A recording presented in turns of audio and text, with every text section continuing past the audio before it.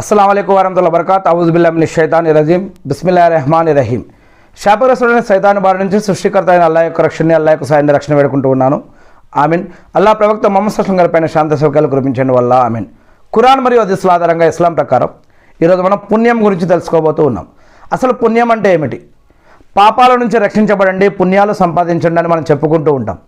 పుణ్యం అంటే ఏమిటి? పుణ్యం వల్ల మనకి కలిగే లాభం ఏమిటి అనే కొన్ని విషయాలు మనం తెలుసుకోవడానికి ప్రయత్నిద్దాం.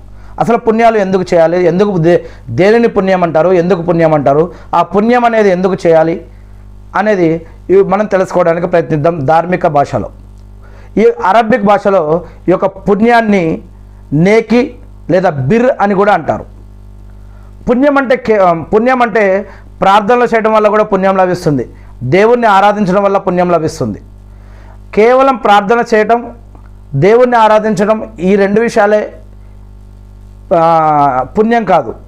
వీటితో పాటు, వీటి వల్ల పుణ్యం వస్తుంది, కానీ వీటితో పాటు మనిషి యొక్క ప్రవర్తన మరియు అతని యొక్క అంతరాత్మకు సంబంధించిన దాన్ని బట్టి కూడా పుణ్యం అనేది ఉంటుంది.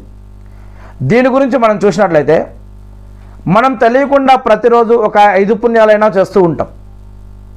గమనించారా? అవేమిటో? దారిలో ఏదైనా అడ్డుపడి ఉంటే దాన్ని తొలగించడం వల్ల కూడా పుణ్యం లభిస్తుంది. ఒక వ్యక్తి తన యొక్క భార్య నోటికి ఒక ముద్ద కష్టపడి పెట్టడం లేదా అందించటం, అదే కష్టపడి ఇంటికి సంపాదించి తీసుకెళ్ళటం కూడా ప్రేమతో, అది కూడా పుణ్యమే.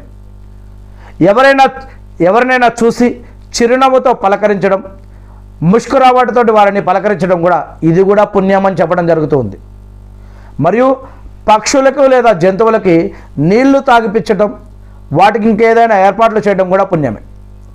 అంతేకాకుండా ఒకరికి సరైన దారి చూపించడం, ఒకరికి వారి యొక్క జీవితానికి సంబంధించిన ఏదైనా ఒక సరైన దారిని, మార్గాన్ని, చివరికి ఒక చిన్న మాట సహాయం చేసినా కూడా అది కూడా పుణ్యం కింద, సదకా కింద లభిస్తూ ఉంది.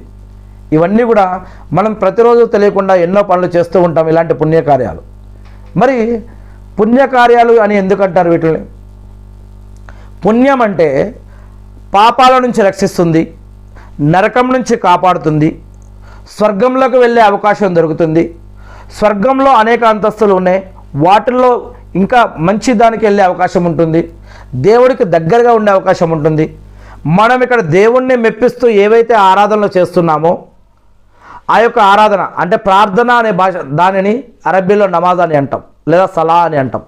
ఈ యొక్క ప్రార్థన అంటే నమాజ్, సదకా, ఖైరాత్, దాన ధర్మాలు, జకాతులు, అజ్జుమ్రాలు, మంచి పనులు, మంచి కార్యాలు ఏవైనా సరే దేవుడి వద్ద స్వీకరించబడాలి అంటే